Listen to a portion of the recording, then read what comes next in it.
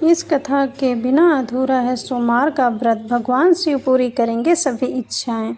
सोमवार के व्रत को लेकर मान्यता है कि इस व्रत को करने से भगवान शिव अपने भक्तों की मुरादें जल्दी पूरी करते हैं। सोमवार का दिन भगवान शिव को समर्पित है। इस दिन भगवान शिव की पूजा और व्रत करने का महत्व ज़्यादा बढ़ जाता है। यदि आप सोमवार के व्रत करते हैं तो आपको सोमवार व्रत कथा पढ़ना बेहद ज़रूरी है, क्योंकि इसके बिना आपका व्रत अधूरा माना जाता है। आइए जानते हैं सोमवार व्रत कथा। देवों के देव महादेव बहुत ही भोले माने जाते हैं, इसीलिए उनका एक नाम भोलेनाथ भी है। पौराणिक मान्यता अनुसार भगवान शंकर को प्रसन्न करने के लिए किसी भी तरह के खास विशेष पूजन की आवश्यकता नहीं होती, क्योंकि कहा जाता है कि वह तो भोले हैं और भक्त की मन से की गई क्षणिक मात्र की भक्ति से ही वह प्रसन्न हो जाते हैं। अगर आप भी शिव की भक्ति और कृपा पाने के लिए सावन के सोमवार का व्रत करते हैं तो इस कथा से भोलेनाथ को प्रसन्न कर सकते हैं। लेकिन उससे पहले आप भी चाहते हैं कि शिव जी का आशीर्वाद आप पर बना रहे तो इस वीडियो को एक लाइक करें और चैनल को सब्सक्राइब करें और कमेंट बॉक्स में हर हर महादेव ज़रूर लिखें। नंबर 1, साहूकार को मिला संतान प्राप्ति का वरदान।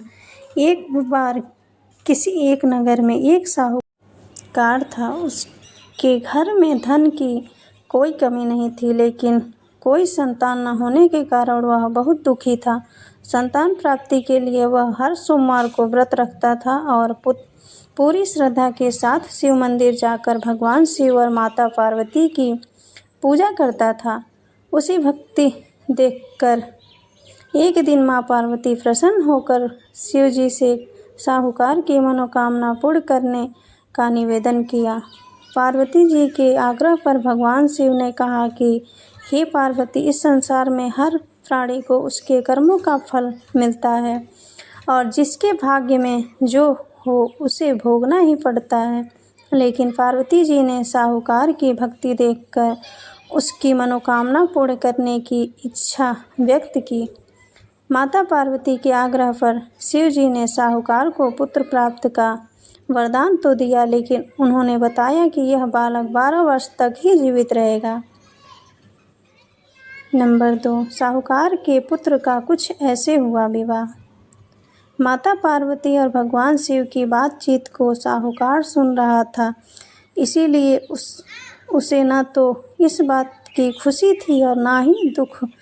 वह पहले की भांति शिव जी की पूजा करता रहा। कुछ समय के बाद साहूकार की पत्नी ने एक पुत्र को जन्म दिया। जब वह बालक 11 वर्ष का हुआ तो उसे पढ़ने के लिए काशी भेज दिया गया। साहूकार ने पुत्र के मामा को बुलाकर उसे बहुत सारा धन देते हुए कहा कि तुम इस बालक को काशी विद्या प्राप्ति के लिए ले जाओ। तुम लोग रास्ते में यज्ञ कराते जाना और ब्राह्मणों को भोजन दक्षिणा देते हुए जाना। दोनों मामा भांजे इसी तरह यज्ञ कराते और ब्राह्मणों को दान दक्षिणा देते काशी नगरी निकल पड़े।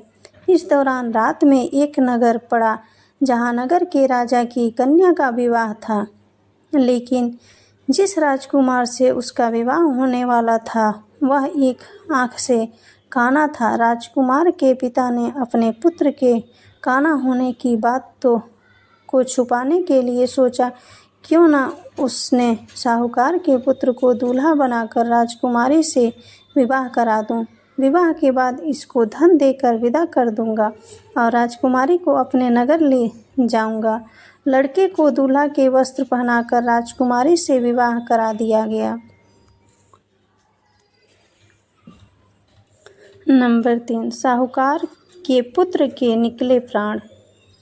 साहूकार का पुत्र ईमानदार था। उसे यह बात सही नहीं लगी, इसीलिए उसने अवसर पाकर राजकुमारी के दुपट्टे पर लिखा कि तुम्हारा विवाह तो मेरे साथ हुआ है, लेकिन जिस राजकुमार के संग तुम्हें भेजा जाएगा वह एक आँख से काना है। मैं तो काशी पढ़ने जा रहा हूँ। जब राजकुमारी ने चुन्नी पर लिखी बातें पढ़ी तो उसने अपने माता पिता को यह बात बताई।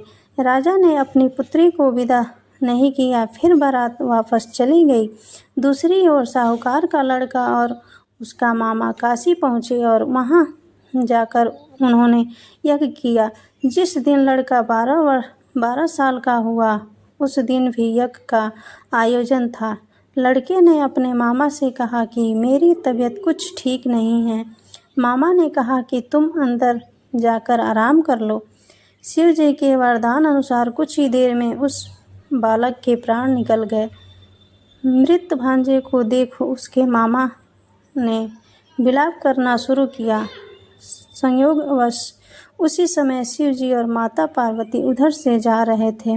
माता पार्वती ने भोलेनाथ से कहा, स्वामी, मुझे इसके रोने के स्वर सहन नहीं हो रहा है। आप इस व्यक्ति के कष्ट को अवश्य दूर करें। कृपा से जीवित हो उठा साहूकार का बेटा। जब शिव जी मृत बालक के समीप गए तो वह बोले कि यह उसी साहूकार का पुत्र है जिसे मैंने 12 वर्ष की आयु का वरदान दिया था।